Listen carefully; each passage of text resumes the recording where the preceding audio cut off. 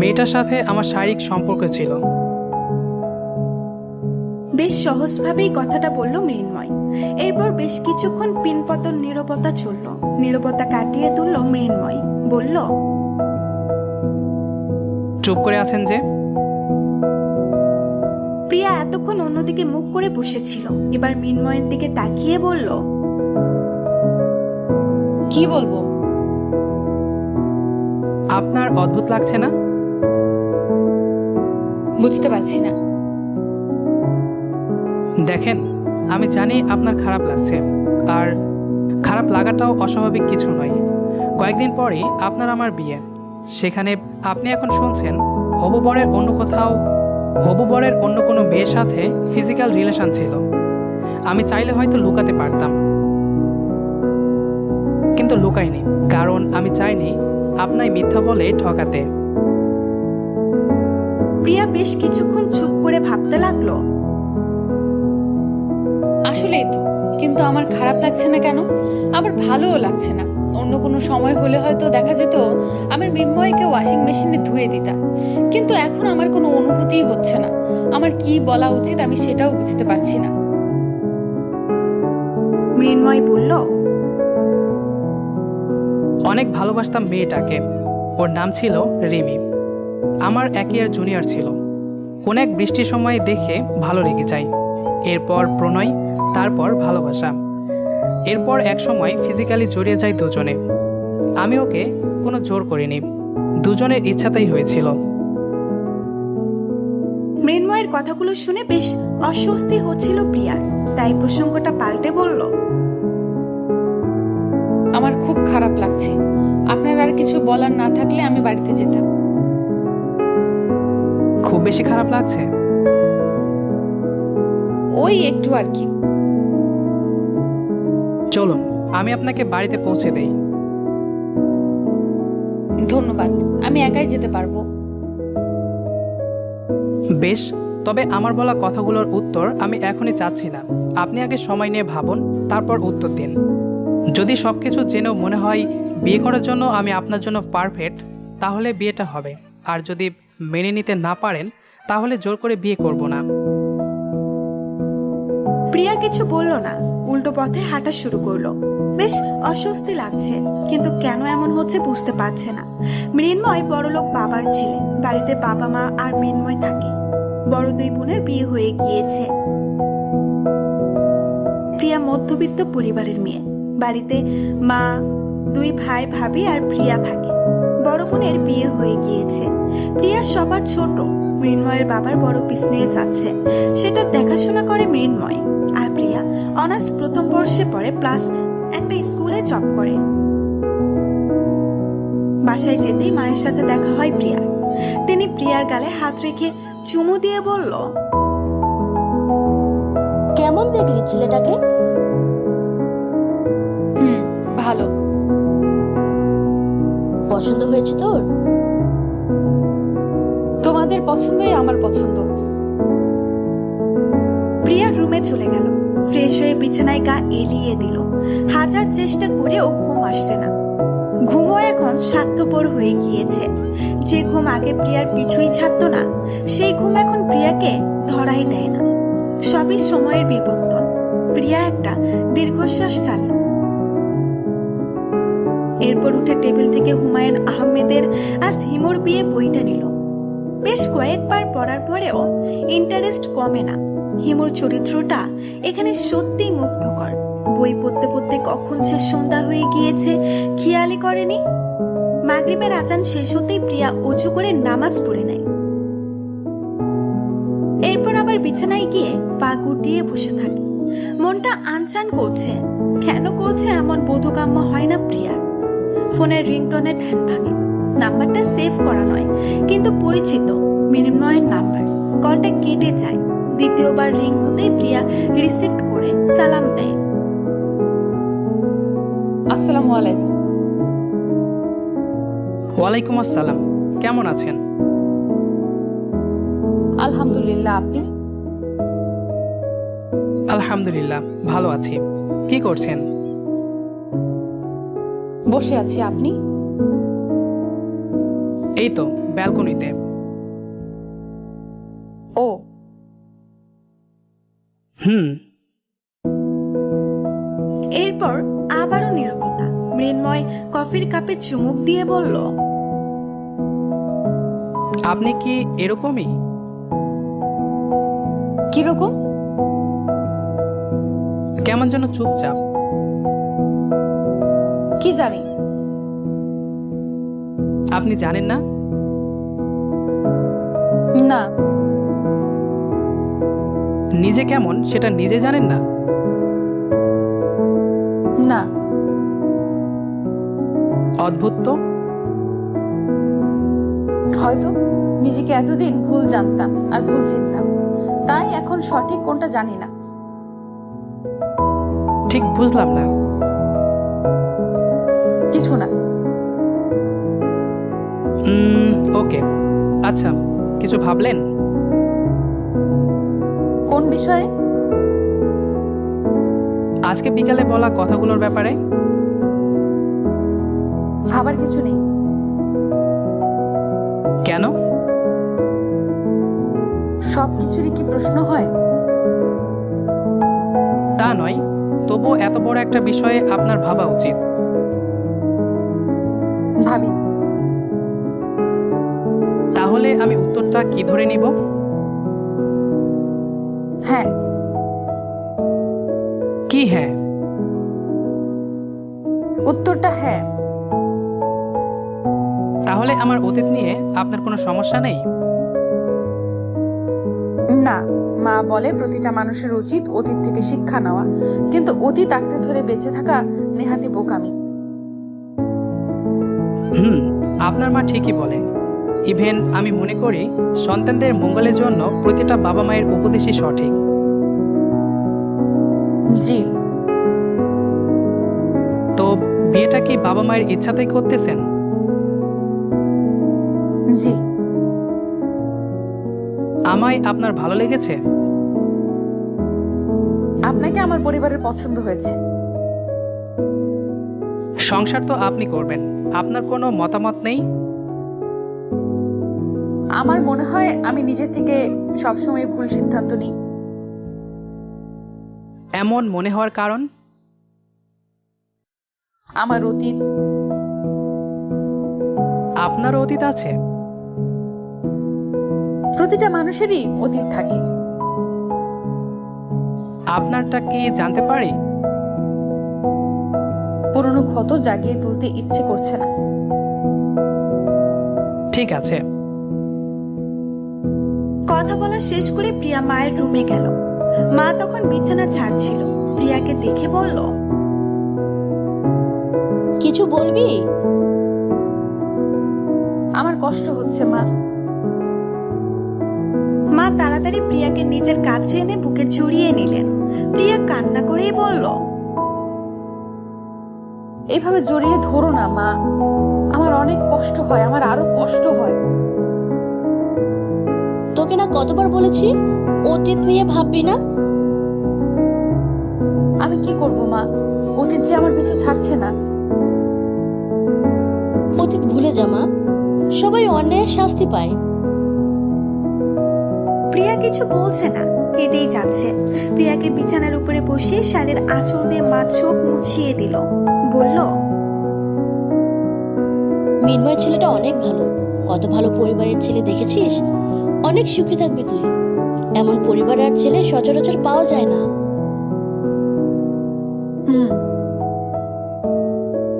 আমি আমার আগের সেই হাসি খুশি প্রিয়াকে ফিরে পেতে চাই, যার হাসিতে এই বাড়িটা প্রতিটা লোক হাসে, যার দুষ্টুমিতে এই বাড়ি মেতে থাকে। প্রিয়া আবারও চুপ। মা বলল, মিনময়ের সাথে কথা হয়েছিল? আর হ্যাঁ, একটু আগে ফোন দিয়েছিল। কি বললো? প্রিয়া সব কথাই মাকে বলল, শুধু ফিজিক্যাল রিলেশনের কথা স্কিপ করে। মা বলল, কোনো মানুষই পারফেক্ট হয় না, তাকে মনের মতো বানিয়ে নিতে হয়। আর আমি জানি আমার মিষ্টি মেয়েটা সেটা পারবে। প্রিয়া মাকে জড়িয়ে ধরল। পৃথিবীর অর্ধেক শান্তি তো মায়ের বুকেই। রাত 12টা ছুঁই ছুঁই, একাই সাথে হারছে মৃন্ময়। আকাশে আজ চাঁদ দেখা যাচ্ছে না, তবে অসংখ্য তারা মিটমিট করে চলছে।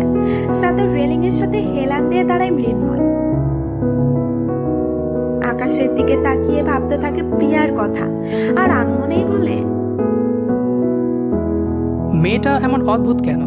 হাসে না, প্রয়োজন ছাড়া কথা বলে না, কিন্তু তবুও এই মেয়েটার মধ্যে কি যেন একটা আছে। সে আমাকে বারবার ওর প্রতি টানে। মাত্র অল্প কিছুদিনের পরিচয়ও কি কাউকে এত ভালো লাগতে পারে? আচ্ছা, প্রিয়াকে কি শুধুই আমার ভালো লাগে, নাকি ভালোবাসাটাও সৃষ্টি হচ্ছে?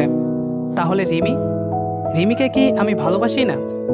না না, রিমিকে আমি সত্যি ভালোবেসেছিলাম, বরং রিমি আমাকে ঠকিয়েছে। মৃন্ময় সাথে পায়চারি করতে লাগলো। একসময় থমকে গিয়ে ভাবতে লাগলো, প্রিয়া তখন কি একটা অতীতের কথা বলছিল। আচ্ছা, ওর আবার কি অতীত আছে?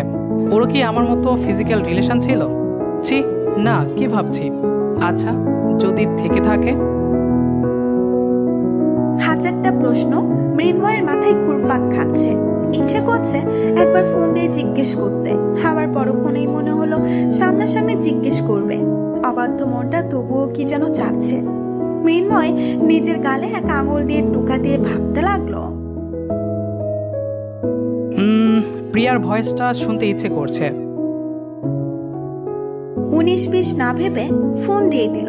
প্রিয়া তখন বেলকনিতে দাঁড়িয়েছিল। ঘরে এসে বিছানার উপর থেকে ফোন নিয়ে দেখে মৃন্ময় ফোন করেছে। ফোন রিসিভ করে সালাম দেওয়ার আগেই মৃন্ময় তড়িঘড়ি করে বলল, সরি এত রাতে কল করার জন্য, কিন্তু কি করব বলুন? হাজার চেয়েও নিজের মনটাকে বোঝাতে পারছিলাম না। মনটা বারবার বলতেছিল, প্রিয়াকে ফোন দে, তাড়াতাড়ি ফোন দে, এক্ষুনি ফোন দে। তাই আমিও আর মনের কথা না শুনে পারলাম না। মৃন্ময়ের কথা শুনে প্রিয়া একটু হাসলো। মৃন্ময় বলল, আপনি হেসেছেন? হুম। সত্যিই হেসেছেন? হ্যাঁ। আমার বিশ্বাসই হচ্ছে না আপনি হাসতে পারেন। কি জন্য এত রাতে কল করলেন? প্রশ্নটা ইগনোর করায় মৃন্ময় একটু কষ্ট পেল। নিজেকে সংযত করে বলল, ঘুমাচ্ছিলেন? না। তাহলে কি বিরক্ত করলাম? জি না, এমনি জিজ্ঞেস করলাম।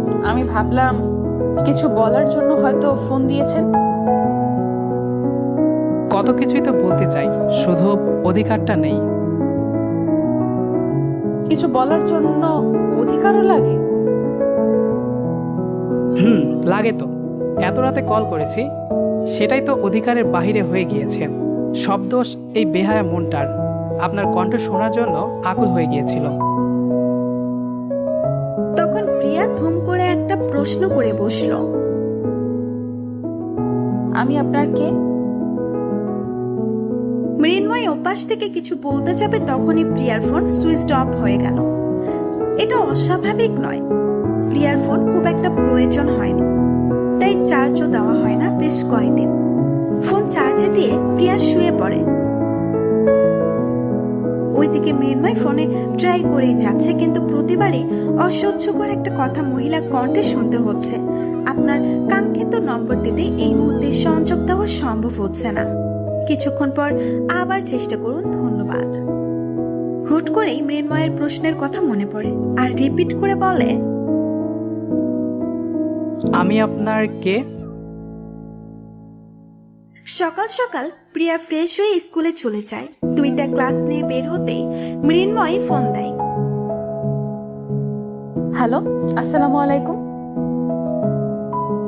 ওয়ালাইকুম আসসালাম। কেমন আছেন প্রিয়া? আলহামদুলিল্লাহ ভালো আছি, আপনি? আমি ভালো নেই। কেন? মনটা চুরি হয়ে গিয়েছে। ও ওহ, মানে কি? এটার কোনো মানে নেই তো। তাই বলে একবার জিজ্ঞেস করবে না কে চুরি করলো? জিজ্ঞেস করলে কি মন ফেরত পাবেন? আমি তো মন ফেরত পেতে চাই না, আমি তো তাকে চাই। আচ্ছা, কি আচ্ছা? আপনি যা বললেন তা আচ্ছা। উফ বাবা, এমন অনুভূতিহীন কেন আপনি? জানি না তো। কোথায় আপনি? কুলে। দেখা করতে পারবেন বিকালে? চেষ্টা করব। চেষ্টা নয়, দেখা করতে হবে। Please please please. আচ্ছা ঠিক আছে, রাখছি এখন। প্রিয়া কলটা কেটে দেয়। মৃন্ময় ফোন হাতে নিয়ে মুস্কি হেসে বলে, ওগো প্রেয়সী প্রিয়া, তোমায় তো আমার করবই।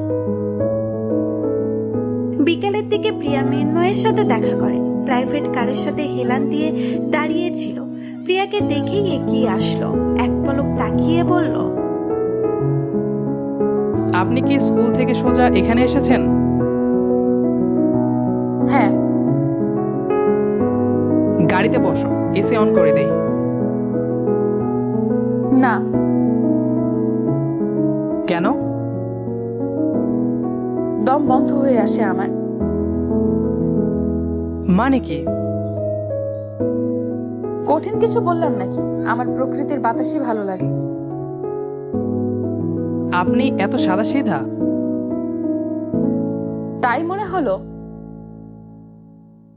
দেখে এবং কথা বলে এটাই মনে হচ্ছে। হবে হয়তো। আপনি কি আগে থেকেই এমন? না। তবে এই যে আমার অতীত। সেটা কি আমি জানতে পারি না? পারেন। তাহলে বলেন। ইচ্ছে করছে না এখন। অদ্ভুত তো। আমার খুব টায়ার্ড লাগছে, আমি বাসায় যাই এবার। মৃন্ময় হতাশ চোখে তাকায় প্রিয়ার দিকে, তারপর ভাবলেশহীন ভাবে বলে, হুম। প্রিয়া আর অপেক্ষা করে না, হাঁটা শুরু করে। মৃন্ময় তাকিয়ে আছে সেদিকে, বড় একটা দীর্ঘশ্বাস ছেড়ে বলে, এই মেয়ের মন জয় করব কিভাবে? বন্ধুদের আড্ডা মহলে সবাই হাসি খুশি থাকলেও মৃন্ময় একদম মনমরা হয়ে বসে আছে। মৃন্ময়ের বন্ধু সাদিক ধাক্কা দিয়ে বলল, কিরে শালা, বসে বসে শোক দিবস পালন করছিস নাকি? সেরকমই। বলিস কিরে, এতদিন পর সবাই একসাথে হলাম আর তুই শোক পালন করছিস? তাছাড়া আর কি করব বল? যার সাথে আমার বিয়ে ঠিক হয়েছে তার মন জয় করতে পারছি না। কি বলছিস মিঠাই? তোকে তোর হবু বউ পাত্তা দিচ্ছে না? না, বিষয়টা সেরকম নয়। মেয়েটা কেমন যেন চুপচাপ, প্রয়োজন ছাড়া একটা কথাও বলে না। মেয়ে কি খুব সুন্দরী? খুব সুন্দর নাকি জানি না, তবে মায়াবিনী। কই ছবি দেখা তো। মৃন্ময় পকেট থেকে ফোন বের করে প্রিয়ার ছবি দেখে বের করে দেখায়। সাদিক বেশ ভালো করেই দেখে বলল, এই মেয়ে চুপচাপ হয় কিভাবে? ছবিটা ভালো মতো দেখেছিস? চোখে মুখে হাসির দুষ্টামির ঝিলিক স্পষ্ট। ছবির সাথে বাস্তবে ওর কোনো মিল খুঁজে পায় না, হাসে না একটু। এমন কেন জিজ্ঞেস করিসনি? করেছি তো, কেমন যেন অদ্ভুত অদ্ভুত কথা বলে। তোর কি মনে হয় এর পেছনে অন্য কোনো কারণ আছে? বলে তো কিসের নাকি অতীত আছে, কিন্তু কি সেটা তো বলে না। এবার মেয়ে বান্ধবীরা মুখ খুলল, বলল, দোস্ত, একটা আইডিয়া আছে। কি? মেয়েরা সবসময় গিফট পেতে পছন্দ করে। গিফট বলতে সারপ্রাইজ আর কি। তো তুইও ওকে সারপ্রাইজ দে। কি সারপ্রাইজ দেব? গাধা একটা, কি সারপ্রাইজ দিবি সেটাও আমরা বলে দেব? মেয়েদের ব্যাপারে আমি আনাড়ি। ইস, রিমিকে মনে হয় কখনো গিফট দিসনি। দিয়েছি, তবে রিমি যেটা চেয়েছে সেটাই দিয়েছি। বুঝলাম, তুই ওকে শাড়ি চুড়ি এসব গিফট করতে পারিস। পড়বে বলে মনে হয় না। আরে দিয়ে তো দেখ। ঠিক আছে, চল তাহলে শপিং মলে যাই। মৃন্ময় বন্ধুদের নিয়ে শপিং মলে যায়। পছন্দ মতো 3টা শাড়ি কিনে, তার সাথে ম্যাচিং চুড়ি। তবে সেগুলো সরাসরি দেয়নি, পার্সেল করে পাঠিয়েছে।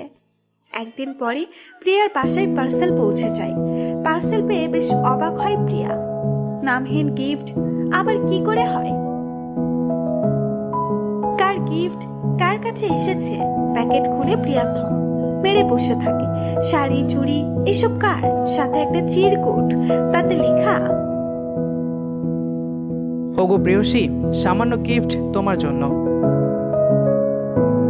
শাড়িগুলো নেড়ে চেড়ে প্রিয়া রেখে দেয়। ওইদিকে মৃন্ময় অধীর আগ্রহ হয়ে বসে আছে কখন প্রিয়া ফোন দিবে। মৃন্ময় বসে বসে ভাবছে, এতক্ষণে প্রিয়া নিশ্চয়ই বুঝে গেছে গিফটগুলো আমি পাঠিয়েছি, কিন্তু এখনো ফোন করছে না কেন? মেয়েটা এমন কেন, এত অবুঝ? আমি যে কখন থেকে মেয়েটার ফোনের অপেক্ষা করছি সেটা কি বুঝে না ও? এভাবে 3 ঘন্টা পার হয়ে যাওয়ার পরেও যখন প্রিয়ার ফোন আসে না, তখন বাধ্য হয়ে মৃন্ময়ী ফোন দেয়। হ্যালো, কি করছেন প্রিয়া? এই তো বসে আছি। আপনি? আমিও। মৃন্ময় একটু ঘুরিয়ে পেঁচিয়ে জিজ্ঞেস করলো, আজকে কি মন খুব খুশি নাকি? না তো, কেন? না, মনে হলো। ও আচ্ছা, আপনার প্রিয় রং কি? নাই। মানে? মানে সব রঙই ভালো লাগে। আপনার কোন জামা ভালো লাগে? মানে শাড়ি, 3 পিস? এসব প্রশ্ন কেন করছেন? করতে পারি না। কারণ? তেমন কিছুই না। জানেন, আজ না একটা পার্সেল এসেছে। এবার মৃন্ময়ের মনে লাড্ডু ফুটলো। মনে মনে একবার লুঙ্গির ডান্সও দিয়ে ফেললো। এরপর খুশিতে গদগদ হয়ে বলল, ওহ তাই? পার্সেলে কি ছিল?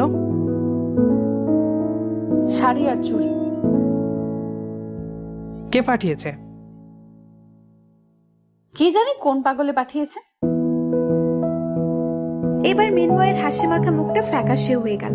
শেষমেশে কিনা পাগল উপাধি নিতে হলো। মৃন্ময় কিছু বলল না, চুপ করে রইল। প্রিয়া বলল, আপনি আছেন? না, আমি গেছি। মানে? মানে মানে আমি ছাদে গেছি। ও আচ্ছা, আমি একটু পর ফোন দেই, কেমন? আচ্ছা। মৃন্ময় ফোন রেখেই চেঁচিয়ে বলল, সুপার বাচ্চা। সাথে সাথে মৃন্ময় সুবাহাকে কল দিল। সুবাহা কল রিসিভ করে বলল, হ্যালো দোস্ত। রাখ তোর ফোন, শাকচুন্নি যেন কোথাকার। তো 3টা ফুটবল টিম হবে, দেখে নিস। আরে এত রেগে আছিস কেন? রাখবো না তো কি করবো রে? তোকে কোলে নিয়ে ধেই ধেই করে নাচবো? কি হয়েছে বলবি তো? হারামি, তোকে আমি কচুরিপানা ভর্তি পুকুরে চুবাবো। ওই রকম বুদ্ধি তোকে কে দিতে বললো রে? জানিস প্রিয়া আমায় কি বলেছে? কি বলেছে? পাগল উপাধি দিয়েছে, পাগল। সুবাহা এবার শব্দ করে হাসতে লাগলো। মৃন্ময়ের আগে গস গস করতে করতে বলল, একেই তো এক আজাইরা বুদ্ধি দিছিস, এখন আবার আমার এই অসময়ে 32 পাটির দাঁত বের করে হাসছিস। সুবাহা কোনো রকমে হাসি থামিয়ে বলল, কি আর করব বল? তোদের আর কিছু বলতে হবে না। রাগ করিস না, তুই বরং এক কাজ কর, একদিন প্রিয়াকে আমাদের আড্ডায় নিয়ে আয়। কেন, কোন নতুন কেলেঙ্কারি বাঁধাবি শুনি? আরে আগে আনতো। পরের দিন প্রিয়াকে নিয়ে গোল মিটিং এ বসানো হয়। সবার মধ্যমণি হচ্ছে প্রিয়া। এক একজন এক এক কথা বলছে, কেউ গল্প বলছে, কেউ কবিতা বলছে, কেউ গান গাইছে, কেউ জোকস শোনাচ্ছে। প্রথম প্রথম বিরক্ত লাগলেও আস্তে আস্তে ভালো লাগা কাজ করছিল। কখনো কখনো কারো গল্প শুনে ইন্টারেস্ট পাচ্ছিল, কখনো কারো কবিতায় মুগ্ধ হচ্ছিল, কখনো কারো গানে অনুভূতিরা হাতছানি দিচ্ছিল, আবার কখনো কারো জোকস শুনে প্রাণ ভরে হাসছিল। আর এই সব কিছুই মনে ভরে দেখছিল মৃন্ময়। মনে মনে হাজারটা ধন্যবাদ দিচ্ছিল বন্ধুদের। শুধু তাই নয়, বন্ধুদের বড় করে একটা ট্রিটও দিয়ে দিয়েছে। এরপর থেকে প্রায় প্রিয়া সবার সাথে আড্ডা দিত, হাসি খুশিতে মেতে থাকতো, আগের মতো স্বাভাবিক হতে লাগলো। আস্তে আস্তে বিয়ের ডেটও এগিয়ে আসলো।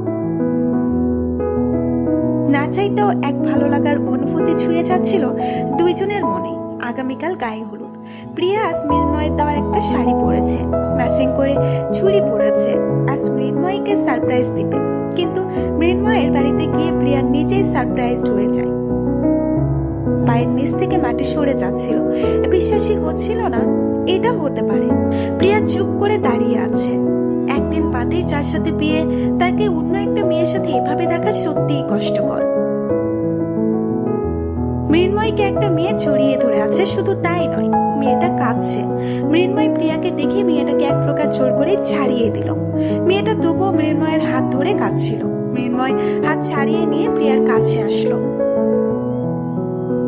প্রিয়া, তুমি? মেয়েটাকে রিমি। এবার রিমি প্রিয়ার কাছে এগিয়ে আসলো, কাঁদতে কাঁদতে মৃন্ময়কে বলল, এই সেই প্রিয়া যার সাথে তোমার বিয়ে ঠিক হয়েছে? হুম। প্রিয়া আর মৃন্ময়কে অবাক করে দিয়ে রিমি প্রিয়ার পা পেঁচিয়ে ধরলো। প্রিয়া তাড়াতাড়ি উঠানোর চেষ্টা করলো। আরে কি করছো? উঠো উঠো। প্লিজ মৃন্ময়কে আমায় ভিক্ষা দাও, প্লিজ আপু, আমি মৃন্ময়কে ছাড়া থাকতে পারবো না। তোমার পায়ে ধরে ভিক্ষা চাইছি, আমার ভালোবাসাকে আমার কাছে ফিরিয়ে দাও। প্রিয়া রিমিকে অনেক চেষ্টার পর উঠিয়ে দাঁড় করায়। ভালোবাসা কোনো ভিক্ষা দেওয়ার জিনিস নয় আপু। মৃন্ময় হলো তোমার ভালোবাসার মানুষ ছিল, কিন্তু সে এখন আমার হবু স্বামী। রাত পোহালেই বিয়ের সব আয়োজন শুরু হবে। অলরেডি বাড়িতে বিয়ের ধুম পড়ে গিয়েছে, আর তুমি এখন এসে ভিক্ষা চাইছো? ভালোই যখন বাসো তখন ছেড়ে কেন গিয়েছিলে? আমি জানি আমি ভুল করেছি, কিন্তু অন্য কারোর সাথে আমি ওকে মেনে নিতে পারবো না। প্রিয়া কিছু না বলে মৃন্ময়ের দিকে তাকালো। আপনি কিছু বলবেন না? মৃন্ময় অসহায় দৃষ্টিতে তাকালো, এরপর রিমিকে বলল, তুমি চলে যাও বাড়ি থেকে।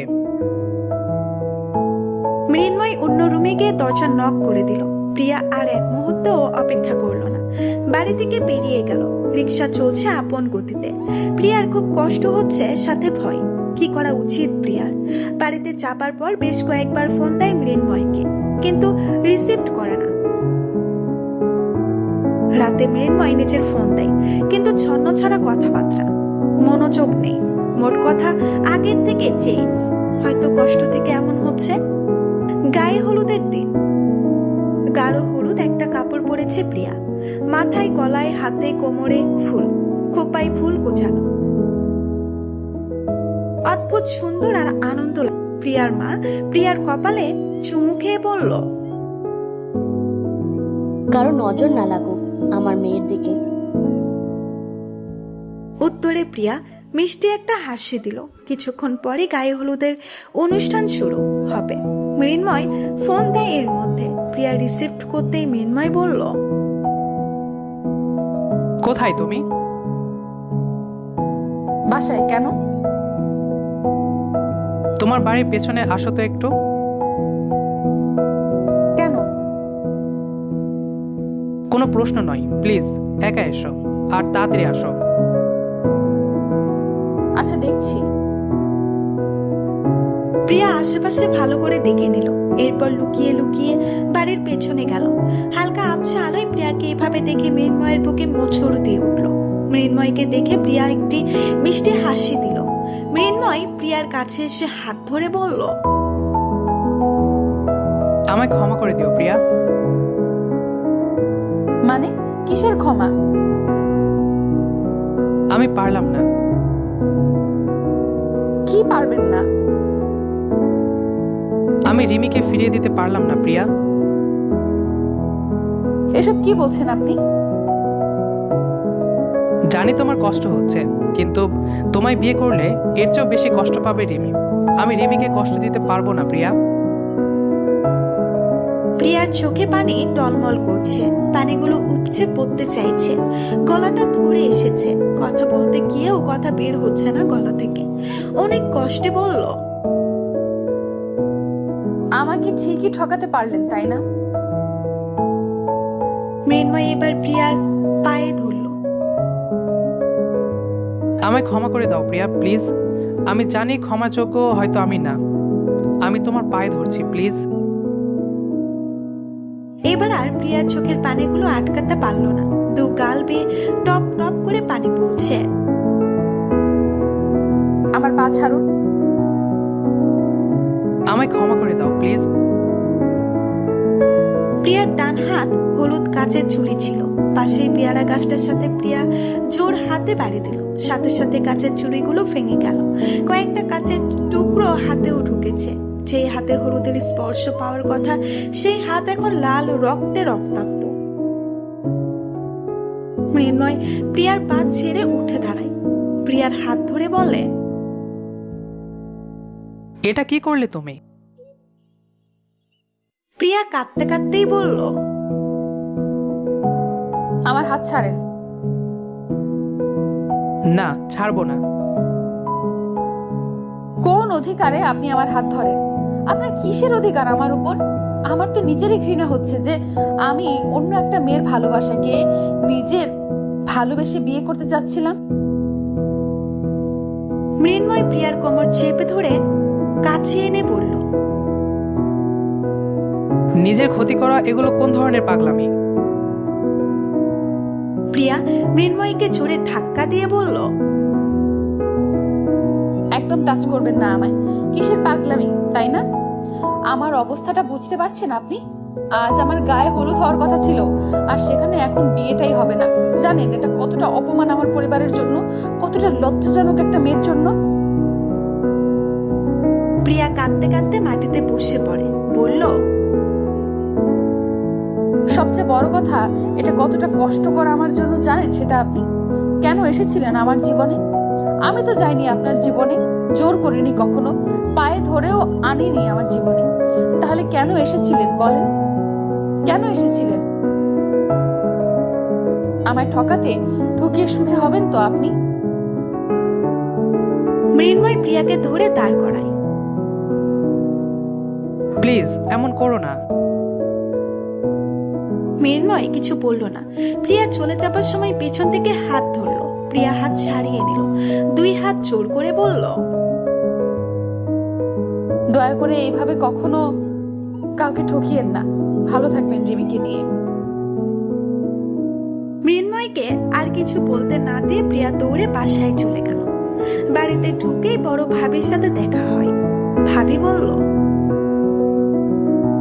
আমরা সবাই তোমাকে খুঁজছি, কোথায় ছিলে তুমি? প্রিয়া কিছু বলছে না, কেঁদেই চলেছে। বড় ভাবি প্রিয়ার গালে হাত রেখে বলল, কি হয়েছে? তুমি কাঁদছো কেন?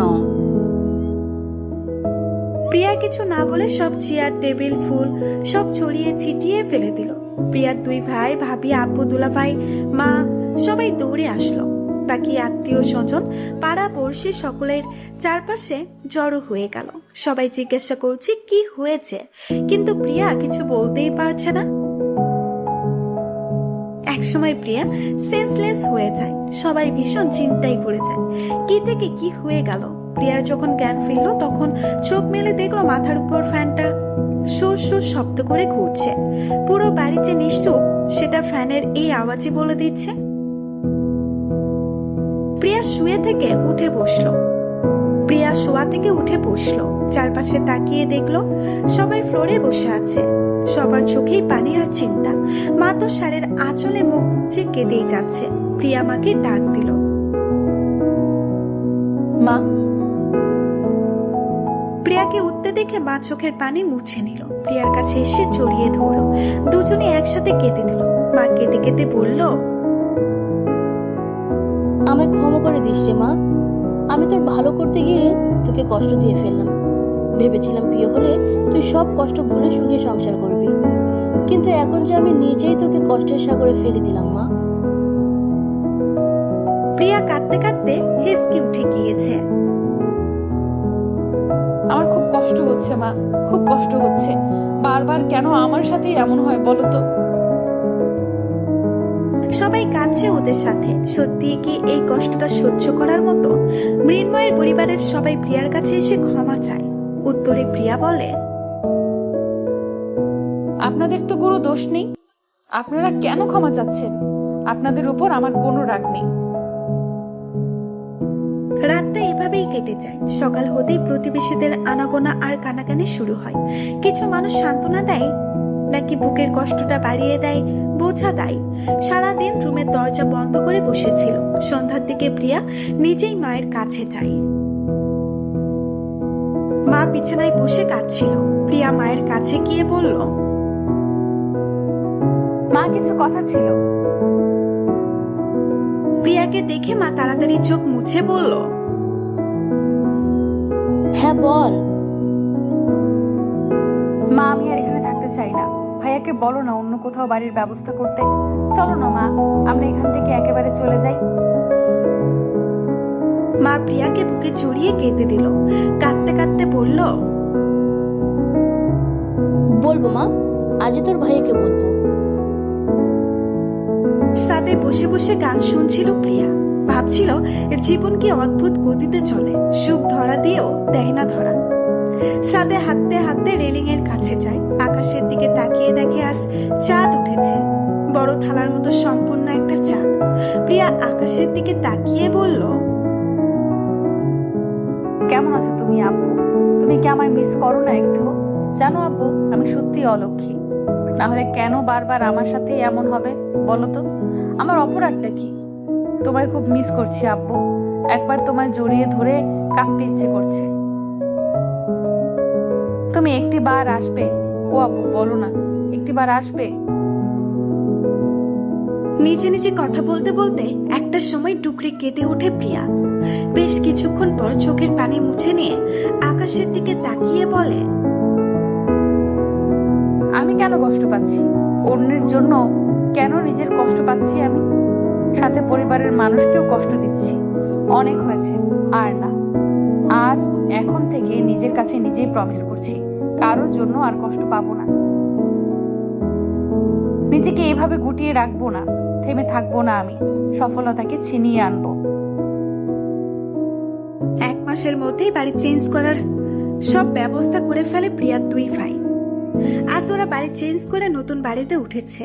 সম্পূর্ণ নতুন একটি এলাকা, নতুন পরিবেশ, নতুন প্রতিবেশী। মানিয়ে নিতে একটু সমস্যা হলেও কষ্টগুলো থেকে মুক্তি পাওয়া যাবে। আগের থেকে অনেকটাই পরিবর্তন করেছে নিজেকে। এর মধ্যে বেশ কয়েকটা চাকরির ইন্টারভিউ দিয়েছে। শেষে যেই অফিসে ইন্টারভিউ দিয়েছে সেই অফিস থেকেই ফোন আসে। ভাগ্য ভালো থাকায় চাকরিটাও হয়ে যায়। প্রিয়ার যে চাকরি করাটা খুব বেশি দরকার বিষয়টা এমন নয়। নিজেকে ব্যস্ত রাখলে অতীত থেকে অনেকটাই মুক্তি পাওয়া যাবে, এটা ভেবেই বাড়ির লোকজন আর বাধা দেয়নি। ভার্সিটিতে প্রতিদিন ক্লাসও করা লাগে না, বিধায় কারোরই কোনো সমস্যা নেই। অফিসে প্রথম জয়েনের দিন প্রিয়া একটা সুতির 3 পিস পরে। অফ হোয়াইট কালার একটা 3 পিস সাথে ব্ল্যাক কালার হিজাব, ঠোঁটে একদমই হালকা গোলাপি লিপস্টিক দেয়। খাবার খাওয়ার সময় ছোট ভাইয়া বলল,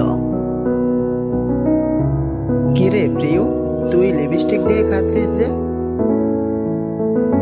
খাবার মুখে নিয়েই প্রিয়া বলল, তো কি হয়েছে? পেট খারাপ হলে বুঝবি। লিপস্টিক খেলে পেট খারাপ হয়, তুমি কি করে জানলে? আমার কথা শুনে ছোট ভাবি বিষম খেলো। ছোট ভাইয়া একটু কেসে বলল,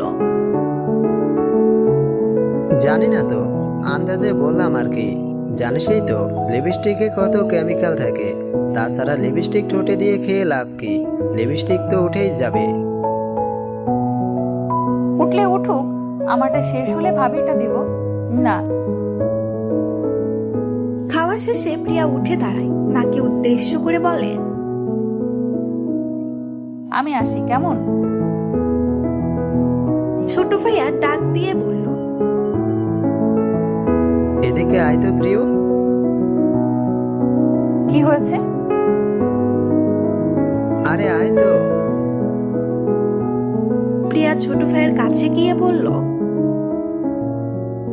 শার্টের পকেটে কি আছে দেখ তো। এটার জন্য তুমি আমায় ডেকে আনলে? দেখছিস তো আমি খাচ্ছি। ছোট ভাবি হাসতে হাসতে বলল, তোমার ভাইয়ার এই স্বভাব কি আজ নতুন নাকি? অলসের ঢেকে একটা। প্রিয়া আর কথা না বাড়িয়ে ছোট ভাইয়ের পকেটে হাত দিল। একটা 500 টাকার নোট। টাকাটা ভাইয়ার দিকে এগিয়ে দিয়ে বলল, এই ধরো। আমাকে দিচ্ছিস কেন? তো কাকে দেব? তুই নিবি? আমার লাগবে না, বড় ভাইয়া অফিসে যাওয়ার আগে 500 টাকা দিয়ে গেছে। বলিস কি রে, ভাইয়া তোরে টাকা দিল অথচ আমায় দিল না? আচ্ছা, ওটা আমি পরে বুঝে নিব। এখন এই টাকাও তুই নিয়ে যা। রাস্তাঘাট বলা তো যায় না কখন কোথায় টাকা লাগে। আমার লাগবে না ভাইয়া। ছোট ভাইয়ার কথা শুনে প্রিয়া হেসে দিল। তোমার সাথে ঝগড়া করতে থাকলে আমার অফিস টাইম পার হয়ে যাবে। আমি এখন আসি। প্রিয়া চলে যাবার পর ছোট ভাবি বলল, মা, প্রিয়া কিন্তু আগের থেকে অনেক পরিবর্তন হচ্ছে। কি সুন্দর হাসি খুশি থাকে, দেখেছেন? বাস স্ট্যান্ডে গিয়ে দাঁড়াতেই সাথে সাথে একটা বাস আসে। প্রিয়া বাসে উঠে জানালার পাশে একটা সিট দেখে বসে পড়ে। বাসে আরো যাত্রীরা উঠছিল। হুট করে একটা ছেলে বাসে উঠে ধপাস করে প্রিয়ার পাশের সিটে বসে পড়ে। প্রিয়া একবার তাকিয়ে দেখলো রীতিমতো ছেলেটা রাগে কাঁপছে, চোখ দুইটা লাল হয়ে আছে। প্রিয়া আর সেদিকে না তাকিয়ে জানালা দিয়ে বাইরে তাকালো। বাস অলরেডি ছেড়ে দিয়েছে। পাশে বসা ছেলেটা ফোনে কল আসতেই রাগ ছাড়া শুরু করে দেয় সে। ওই পাশ থেকে কি বলছে শোনা যাচ্ছে না, কিন্তু ছেলেটা বলছে, এখন আমি গাড়ি দিয়ে কি করব? এতক্ষণে গাড়ি পাঠানোর সময় হলো তোমাদের? এদিকে যে আমার মিটিং এর সময় পেরিয়ে যাচ্ছে, সেটা কি তোমাদের মাথায় নেই? ননসেন্স এক একটা। সব কয়টাকে যদি কঠিন শাস্তি না দেই তো আমার নামও ফাহাদ নয় বলে দিলাম। এতটুকু বলেই তিনি ফোন কেটে দিলেন। এরপর সব চুপচাপ। হেল্পার ভাড়া নিয়ে আসার সময় প্রিয়াকে উল্লেখ করে বলল, আপা ভাড়া দেন। প্রিয়া ভাড়া মিটিয়ে দিল। ফাহাদ নামক ছেলেটা হেল্পারের দিকে 500 টাকার নোটটা এগিয়ে দিল। হেল্পার বলল, ভাইজান 500 টাকা তো ভাঙতি নাই। ফাহাদ রাগে গসগস করতে করতে বলল, ভাঙতি নেই কেন? কেন নেই? ভাঙতি কেন রাখেন না আপনারা? হুটহাট এমন আচরণে হেল্পার সহ বাসের অনেকেই বেশ অবাক হয়। বিষয়টাকে থাই প্রিয়া তার ভাড়াটা দিয়ে হেল্পারকে বলল, আপনি যান। হেল্পার চলে যাওয়ার পর ফাহাদ প্রিয়ার দিকে ঘুরে বলল, আপনি কে? সরি। কে আপনি? আমি প্রিয়া। আপনার নাম জানতে চাইনি আমি। আমি জানতে চেয়েছি আপনি আমার কে। কিছুই না। তাহলে আপনি কেন দিবেন আমার ভাড়া? আশ্চর্য লোক তো আপনি, কারোর উপকার করলেও দোষ। কে বলেছে আপনাকে আমার উপকার করতে? 10 টাকার ভাড়া দিয়ে আমায় উদ্ধার করেছেন। পায়ে পা দিয়ে এমন ঝগড়া করছেন কেন? কি মিথ্যুক মহিলা! পায়ে পা দিলাম কখন? ওইটা কথার কথা ছিল। আর কালো সানগ্লাসটা চোখ থেকে খুলেন তো। একটা ছোট্ট বাচ্চা মেয়েকে বলে মহিলা, বলি চোখে কি ছানি পড়েছে? কি এত বড় কথা? আমার চোখে ছানি? আমি কি আপনার মতো কানি? প্রিয়া কিছু বলতে যাবে তখনই হেল্পার বলল, আপা নামেন, আয়সা করছেন। প্রিয়া রাগে দাঁত কটমট করতে করতে বাস থেকে নেমে পড়ল। প্রিয়ার সাথে সাথে ফাহাদও নেমে পড়ল। কিছু দূর যেতেই প্রিয়া পেছন ঘুরে দাঁড়ালো, এক হাত কোমরে গুজে বলল, সমস্যা কি? পেছন পেছন আসছেন কেন?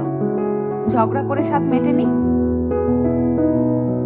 ওই হ্যালো, আমি আপনার পিছন পিছন আসছি। এই ফাহাদ, আয়মান চৌধুরী ফাহাদ, কারোর পিছন পিছন যায় না। ওকে। প্রিয়ার মেজাজ চরমে উঠে গেল। এদিকে বেশি কিছু বলতে গেলে অফিসে লেট হয়ে যাবে, আর প্রথম দিনই লেট হলে দেখা যাবে কর্পোরের মতো চাকরিটাও উধাও হয়ে যাবে। তাই আর কিছু না বলে হাঁটা শুরু করলো, আর মনে মনে বলল,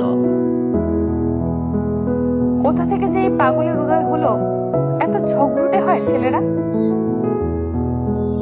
অফিসের গেটের কাছে আসতেই একটা পিচ্ছি মেয়ে প্রিয়ার ওড়না টেনে ধরলো। প্রিয়া চমকে গেল, বলল,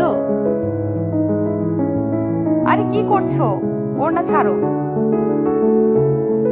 মেয়েটা কিছু বলল না। প্রিয়ার হাত ধরে টানতে লাগলো। প্রিয়া বিরক্ত হয়ে বলল, একটার পর একটা ঝামেলা তো দেখি লেগেই আছে। টানতে টানতে একটা দোকানের সামনে নিয়ে গেল এবং খাবার দেখাতে লাগলো। এবার প্রিয়া ভালো করে তাকালো মেয়েটার দিকে। পরনে একটা পুরাতন ফ্রক, তাও হাতার এক পাশ ছেঁড়া, মাথার চুলগুলো উস্কো খুস্কো। প্রিয়ার মায়া লাগলো। মেয়েটার মাথায় হাত বুলিয়ে বলল, কিছু খাবে? মেয়েটা কথা না বলে মাথা উপর নিচ করলো। প্রিয়া দোকানদারকে বলল, আঙ্কেল, একটা প্যাকেট পাউরুটি, 4টা কলা আর 1 বোতল পানি দিন তো। খাবারগুলো পিচ্চিটার হাতে দেওয়ার পর খুশিতে মেয়েটার চোখ মুখ উজ্জ্বল হয়ে গেল। খাবারগুলো নিয়ে দৌড়ে চলে গেল। দোকানদারকে টাকা দিয়ে প্রিয়া অফিসে চলে গেল। হাত ঘড়ির দিকে তাকিয়ে দেখলো 10টা 10 বাজে। 10টার মধ্যে উপস্থিত থাকার কথা সেখানে, 10 মিনিট লেট। না জানি কপালে কি আছে, চাকরির মুখ দেখার আগেই বোধহয় চাকরিটা যাবে। 3 তলায় গিয়ে এদিক সেদিক ঘুরছিল প্রিয়া। একটা ছেলে এসে বলল, কাজ বাদ দিয়ে এখানে দাঁড়িয়ে আছো কেন? অ্যাকচুয়ালি আমি আজ নতুন জয়েন করেছি। আপনি এখানে দাঁড়িয়ে আছেন কেন তাহলে? নতুনদের নিয়ে তো মিটিং এর ব্যবস্থা করা হয়েছে, আপনি জানেন না? জানি, কিন্তু আসলে আমার দেরি হয়ে গিয়েছে। প্রথম দিনেই লেট? আসুন আমার সাথে। প্রিয়াকে উদ্দেশ্য করে বলল, নক করে ভেতরে যান। আচ্ছা। ছেলেটা চলে গেল। প্রিয়া দরজায় নক করে বলল, মে আই কাম ইন? একটা মেয়ে মিষ্টির স্বরে বলল, ইয়েস, কামিং। সম্ভবত মেয়েটা স্যারের বিয়ে হবে। প্রিয়া এক পা বাড়াতেই স্যার বলল, আউট। হকচকে খেয়ে গেল। এটা তো সেই পাশের ছেলেটা ফাহাদ। প্রিয়া হা করে তাকিয়ে রইল। ফাহাদ ধমক দিয়ে বলল, কি হলো, কথা কানে যাচ্ছে না? বের হতে বলেছি আমি, এখানে একটা গুরুত্বপূর্ণ মিটিং চলছে। প্রিয়া মুখটা কালো করে বেরিয়ে এলো। বাইরে বসে অপেক্ষা করতে লাগলো। মিটিং শেষে সবাই বেরিয়ে এলো।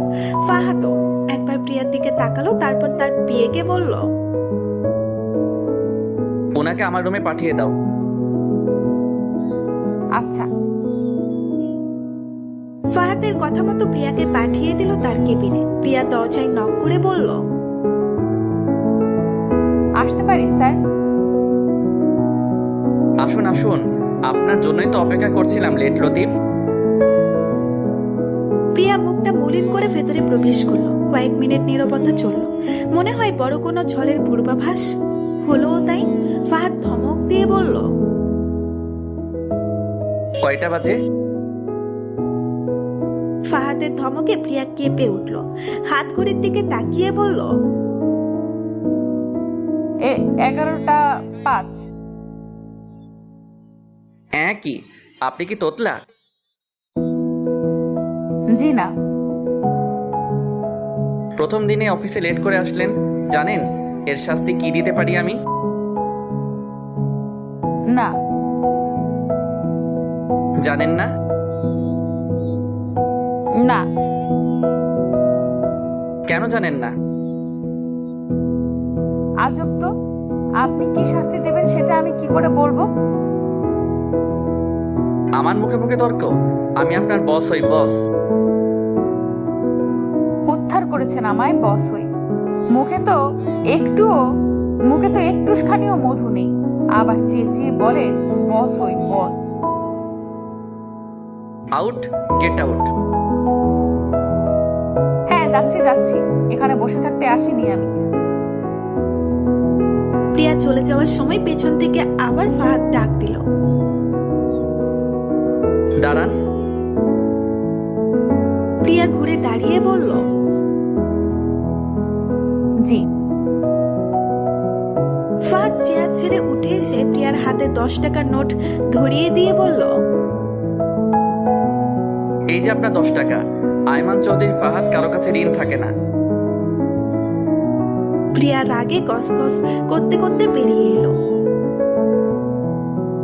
ইস, কি ঢঙের নাম গো!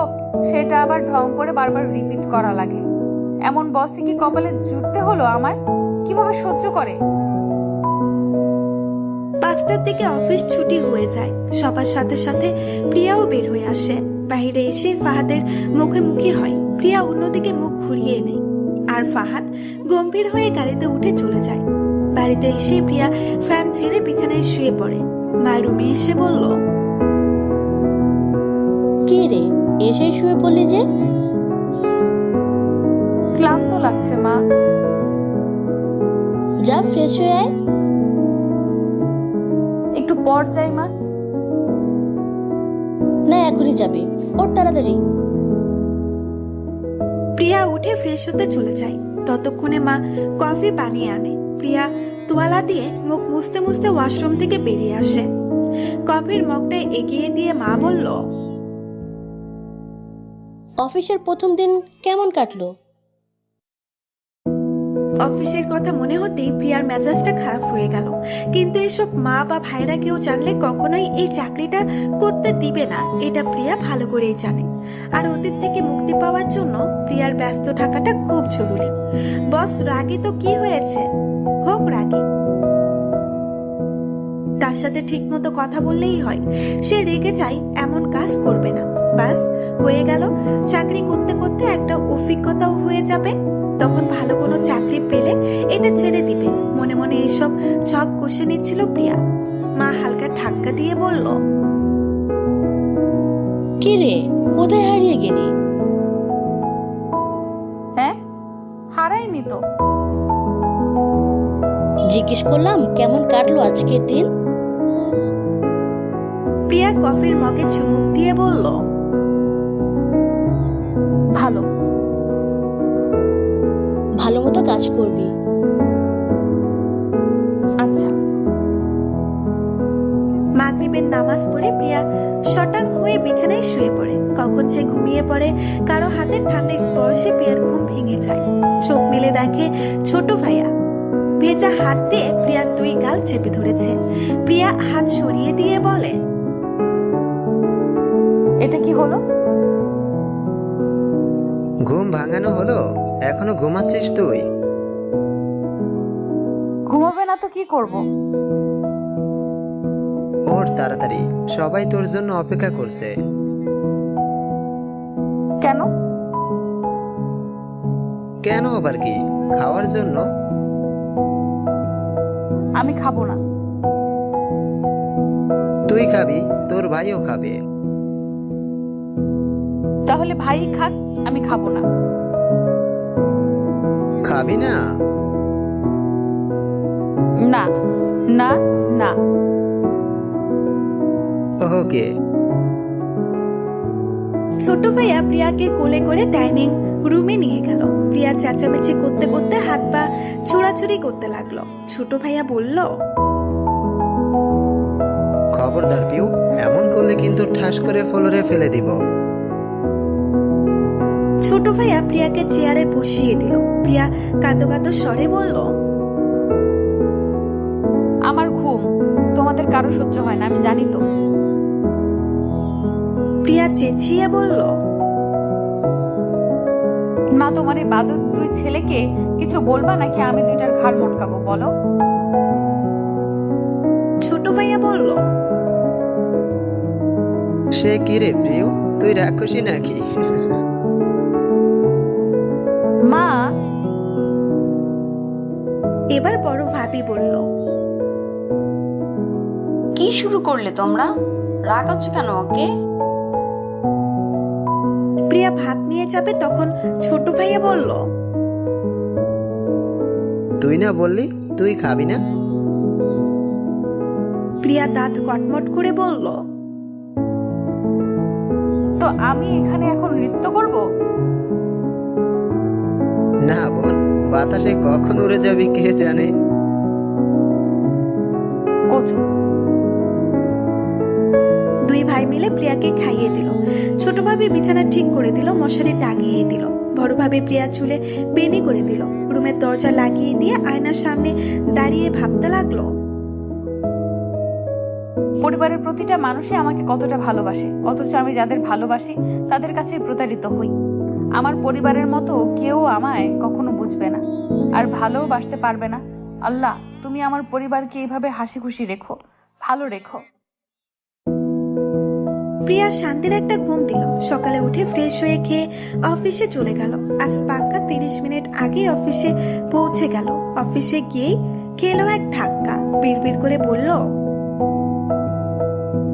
বাবারে, দেওয়াল নাকি আইফেল টাওয়ার? গেল রে মাথাটা। সামনে তাকিয়ে দেখলো এটা কোনো দেওয়াল না, আবার কোনো আইফেল টাওয়ারও না। সাক্ষাৎ বস ফাহাদ অগ্নি দৃষ্টিতে তাকিয়ে আছে। প্রিয়া মিনমিন করে বলল, প্রিয়া রে, আজ তুই শেষ। যেখানে বাঘের ভয় সেখানেই সন্ধ্যা হয়।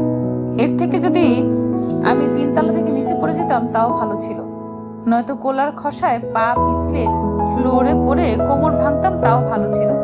এখন তো জম সামনে দাঁড়িয়ে। ফাহাদ রাগী কণ্ঠে বলল, চশমায় পাওয়ার আছে? হ্যাঁ। তবু দেখে চলতে পারেন না? চোখ কি কপালে তুলে রাখেন? আমি তো ব্ল্যাক সানগ্লাস পরেও সব ঝকঝকা তকতকা দেখি। প্রিয়ার ইচ্ছে হলো একবার জিজ্ঞেস করতে, তাহলে আপনি ধাক্কা খেলেন কেন? আপনি দেখে চললেই তো আর ধাক্কা লাগতো না। কিন্তু মুখে এটা বলা যাবে না। মুখে বলল, সরি স্যার। সরি সরি বললেই সব সমাধান হয়ে গেল, তাই না? তাহলে কি করব? কোনো প্রশ্ন ছাড়াই প্রিয়া চশমা খুলে দিল। ফাহাদ চশমাটা চোখে দিতে দিতে বলল, দেখেন আমি কিভাবে পাওয়ারের চশমা পরে হাঁটি। চশমা পরে 2 কদম যেতেই ধপাস করে এক শব্দ হলো। অন্য কিছু নয়, ফাহাদে পড়ে গেছে। প্রিয়া আশেপাশে তাকিয়ে দেখলো কেউ নেই। এগিয়ে গিয়ে বলল, ও উঠুন উঠুন, ব্যথা পেয়েছেন?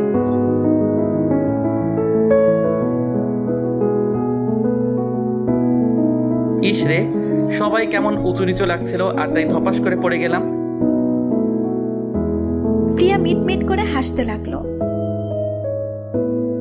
আসলে স্যার, আপনার অভ্যাস নেই তো, তাই পড়ে গিয়েছেন। আপনি তো মনে মনে এটাই চেয়েছেন। এমন কেন চাইবো আমি? না চাইলে প্রথমে বললেন না কেন? আপনার মুখে মুখে কি আর কোনো তর্ক করা যায় স্যার? হাজার হলেও আমার বস আপনি। ফাহাদ রাগে দাঁত কটমট করতে লাগলো, মনে মনে বলল, আমার কথায় আমায় ফিরিয়ে দেওয়া হচ্ছে, দেখে নিব আমিও। মৃন্ময়ের সাথে রিমির সম্পর্কটা বেশ কয়েকদিন ভালো চললেও ইদানিং ভালো যাচ্ছে না। রিমি চাইলেও মৃন্ময় কেন জানি সম্পর্কটা আগের মতো করতে পারছে না। মৃন্ময়ের সবসময় মনে হয় কি যেন একটা মিসিং, কিন্তু কি সেটা বুঝতে সময় লাগলেও বাকি রয়নি। মিসিং বিষয়টা প্রিয়াকে নিয়ে, না চাইতেও প্রিয়াকে নিয়ে কাটানোর স্বল্প স্মৃতিগুলোই বারবার পিছু ডাকে মৃন্ময়কে। মনের বিরুদ্ধে সম্পর্ক আর এগিয়ে নিয়ে যেতে পারছে না, এটা যেন এক নিদারুণ কষ্ট। এভাবেই ইচ্ছের বিরুদ্ধে ইগনোর করে চলেছে রিমিকে। রাস্তার ফুটপাত ধরে হাঁটছিল রিমি আর মৃন্ময়। মৃন্ময় অন্যমনস্ক হয়ে হাঁটছিল। রিমি হাত ধরে বলল, কি ভাবছো? কই কিছু না তো। সত্যি কিছু ভাবছো না? না। তারপর কিছুক্ষণ নীরবতা। হাঁটতে হাঁটতে একটা লেকের পাশে বেঞ্চিতে বসলো দুইজনে। রিমি বলল, মৃন্ময়,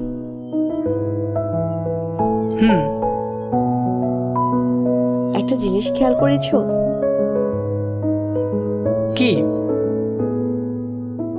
তুমি আগের মতো নেই। আগের মতো বলতে? আগের মতো আমায় ভালোবাসো না। আমারও কেন জানি মনে হয় আমি খুব অন্যায় করে ফেলেছি। কার সাথে? প্রিয়ার সাথে। মানে? হ্যাঁ, অনেক বেশি কষ্ট দিয়ে ফেলেছি। জানি ওর সাথে অনেক অল্প সময় কাটিয়েছি, কিন্তু এই অল্প সময়েই আমায় অনেক ভালো ভালো মুহূর্ত উপহার দিয়েছে। জানি না ওর মধ্যে কি এমন ছিল যেটা ওর প্রতি আমায় খুব বেশি টানতো। এখন আমি ফিল করতে পারি যে আসলে আমি ওকে কতটা ভালোবেসে ফেলেছি। মৃন্ময়, তুমি কি বলছো এসব? আমি ঠিকই বলছি রিমি। আমি এখন এটা উপলব্ধি করতে পেরেছি, আমি তোমায় নয় প্রিয়াকে ভালোবাসি। হয়তো দেরি হয়ে গিয়েছে বুঝতে, তবে আমি চাই সব ভুল বোঝাবুঝি মিটিয়ে ফেলতে। এমনটা করো না মৃন্ময়, আমি তোমাকে ভালোবাসি। কেমন ভালোবেসেছিলে আমায়? আমার সাথে রিলেশনে থাকার পরেও তুমি অন্য ছেলের সাথে রিলেশন করেছো। আমার সাথে প্রিয়ার বিয়ে ঠিক হওয়ার পর আমার কাছে কান্নাকাটি করেছো পায়ে ধরে। আমিও ইমোশনাল হয়ে গিয়েছিলাম তোমার কান্না দেখে, আর তাই এত বড় ভুল করে ফেলেছিলাম। আসলে এভাবে মিথ্যা সম্পর্ক আর রাখা সম্ভব না তোমার সাথে। আমায় ক্ষমা করো। এতটুকুনি বলে মৃন্ময় উঠে দাঁড়ায়, হাঁটা শুরু করে। গন্তব্য প্রিয়ার বাড়ি। পেছন থেকে রিমি অনেকবার ডাকার সত্ত্বেও পিছু ফিরে তাকায়নি মৃন্ময়। প্রিয়ার বাসায় গিয়ে দরজায় নক করলো। দরজা খুলে দিল এক অপরিচিত মহিলা। ভদ্র মহিলা মৃন্ময়কে জিজ্ঞেস করলো, কাকে চাই? জি, প্রিয়া আছে? প্রিয়াকে? ওরা তো এই বাসাতেই থাকতো। সরি, চিনি না। আমরা এই বাড়িতে নতুন এসেছি। তার মানে ওরা বাড়ি ছেড়ে চলে গিয়েছে? হয়তো।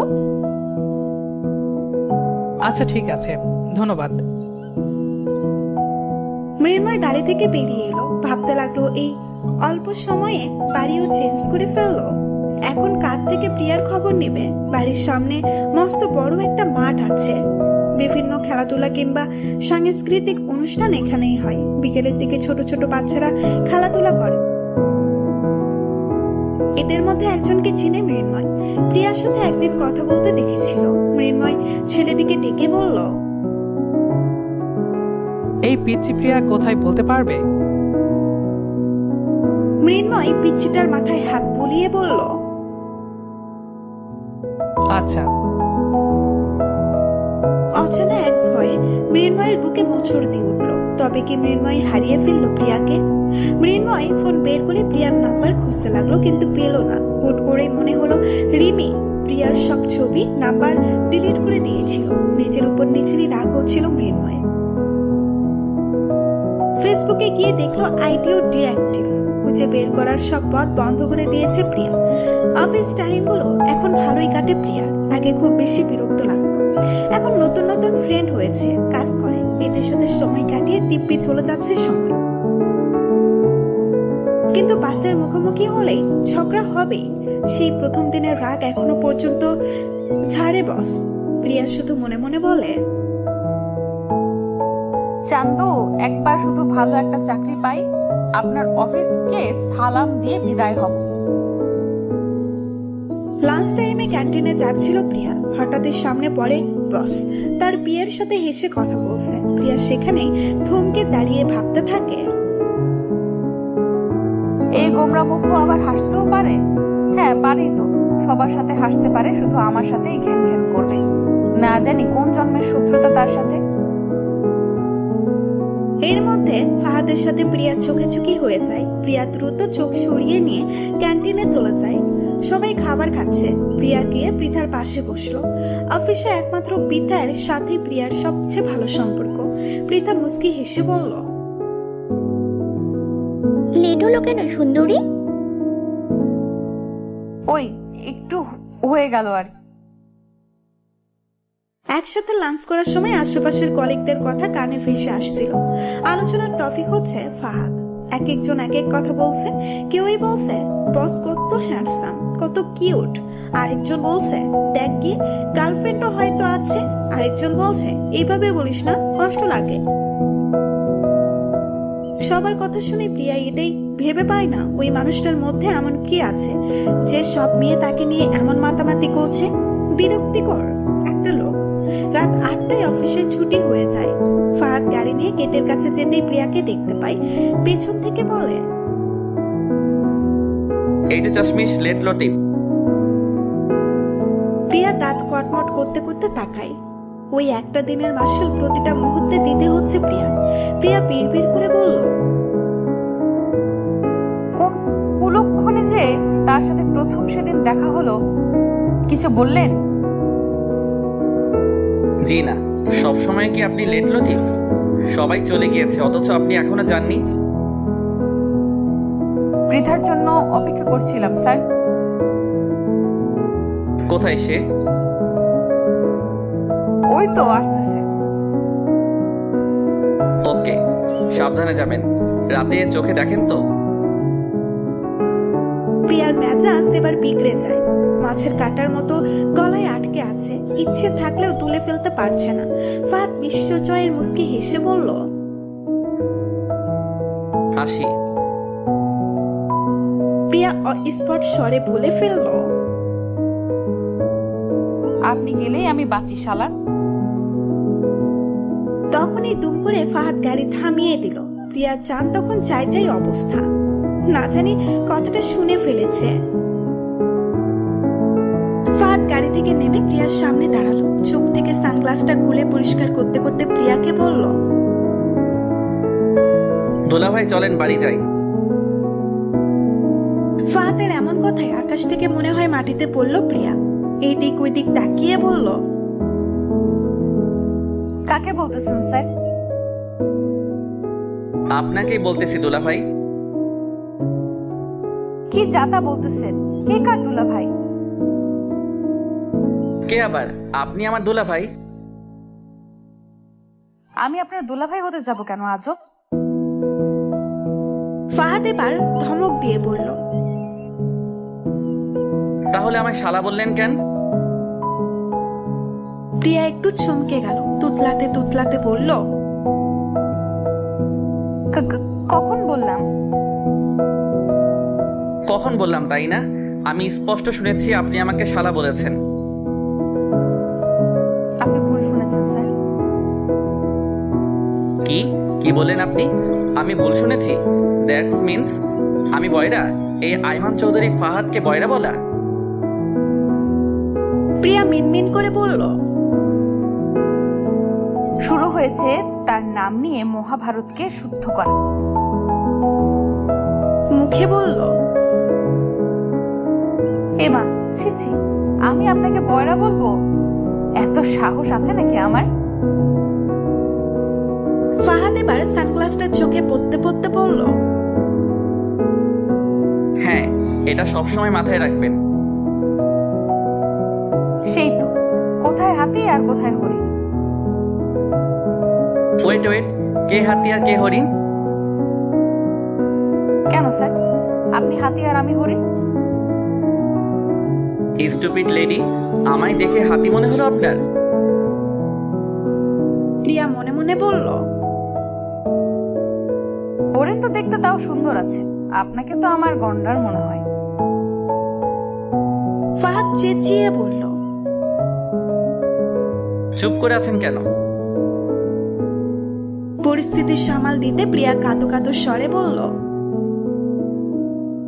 আপনি সব সময় আমার সাথে এমন করেন কেন স্যার? আমার ভয় করে তো।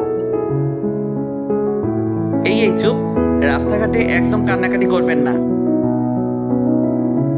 এর মধ্যে পৃথা দোকান থেকে চলে আসে। পৃথাকে দেখে ফাহাদ বলল, ওনাকে নিয়ে বাড়িতে যান। জি স্যার। ফাহাদ চলে যাওয়ার পরই প্রিয়া বড় করে একটা নিঃশ্বাস নিল। পৃথা বলল, বসের সাথে কি কথা বলছিলি রে?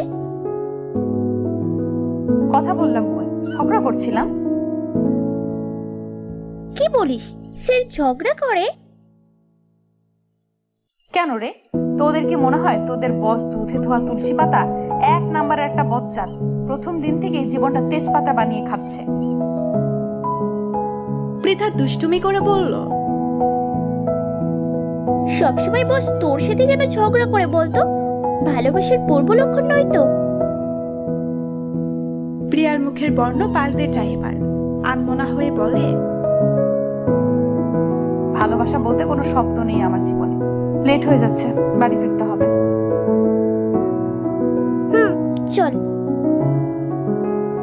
প্রিয়া গাড়িতে গিয়ে ফ্রেশ হয়ে রুমের দরজা আটকিয়ে শুয়ে পড়ে। বুকের ভেতর অশান্তি হচ্ছে খুব। শোয়া থেকে উঠে বসে। এত কষ্ট কেন হচ্ছে? সারাদিনের ব্যস্ততায় সব ভুলে থাকে গেলেও রাতে কেন সব স্মৃতি এভাবে দুমড়ে মুচড়ে দেয়? রাতটা এত স্বার্থপর কেন? কেন এসব অতীত পিছু ছাড়ছে না? ভালো থাকার অভিনয় করতে যে খুব কষ্ট হয়, খুব। আলমারি থেকে ডায়েরি বের করে প্রিয়া। ডায়েরি লেখার স্বভাব ছোট থেকেই। জীবনের বেশিরভাগ ঘটনাই প্রিয়া ডায়েরিতে লিপিবদ্ধ করে রাখে। মাঝখানে বেশি কিছুদিন ডায়েরিটা লিখেনি প্রিয়া। পুরনো ডায়েরিটা দেখে আপুর একটা কথা মনে পড়ে যায়। আপু বলেছিল, ডায়েরির প্রথম মাঝখানে কয়েকটা পেজ পড়ি তবে আটকে আসে প্রিয়া। এই কষ্টগুলো এত অসহনীয় কেন? ডায়েরি না পড়ে এবার প্রিয়া লেখা শুরু করে। লিখতে লিখতে কখন যে টেবিলে ঘুমিয়ে পড়েছে খেয়াল করেনি প্রিয়া। ঘুম ভাঙে সকালে মায়ের ডাকে। ঘড়ির দিকে তাকিয়ে দেখে 9টা বাজে। এত বেলা হয়ে গিয়েছে, ঠিক সময়ে যদি আজ পৌঁছাতে না পারি তাহলে বস আজ আমায় পাউডার ছাড়াই ওয়াশিং মেশিনে ধুবে। প্রিয়া তাড়াতাড়ি উঠে দরজা খুলে দিল। আলমারি থেকে কাপড় নিতে নিতে মাকে বলল, এত দেরিতে কেউ ডাকে? মারবো এক চর, সেই 7টা থেকে ডাকছি, তুই তো উঠিসনি ঘুম থেকে। প্রিয়া আর কিছু না বলে তাড়াতাড়ি গোসল করতে চলে যায়। সময় নেই বিধায় না খেয়ে বাড়ি থেকে বেরিয়ে যায়। বাড়ির ভেতর থেকেই বোঝা যাচ্ছিল যে বাইরে বৃষ্টি হচ্ছে। আবার বাড়িতে এসে ছাতা নিতে হলো। মা পেছন পেছন গিয়ে বলল, আজ তো হিজাবও পড়লি না, খেলিও না, খাবারটা নিয়ে যা, ওখানে গিয়ে খাস। আর হিজাবও দিয়ে দিলাম, চুল শুকালে পরে নিস। তোর আবার হিজাব ছাড়া নাকি আনিজি লাগে। মা নামের এই মানুষটা কি করে যে এত খেয়াল রাখতে পারে। প্রিয়া শুধু একটা পার্স নিয়ে বের হয়েছিল। মা ভ্যানিটি ব্যাগ এগিয়ে দিল। ভ্যানিটি ব্যাগের ভেতর পার্সটা ঢুকিয়ে প্রিয়া অফিসের উদ্দেশ্যে রওনা দিল। সকাল 10:20 সবাই অফিসে এসে কাজ শুরু করে দিয়েছে। প্রিয়ার চেয়ারটাই ফাঁকা। ফাহাদ তার বিয়ে তুয়াকে ডেকে বলল, এই চেয়ার ফাঁকা কেন? কে আসেনি?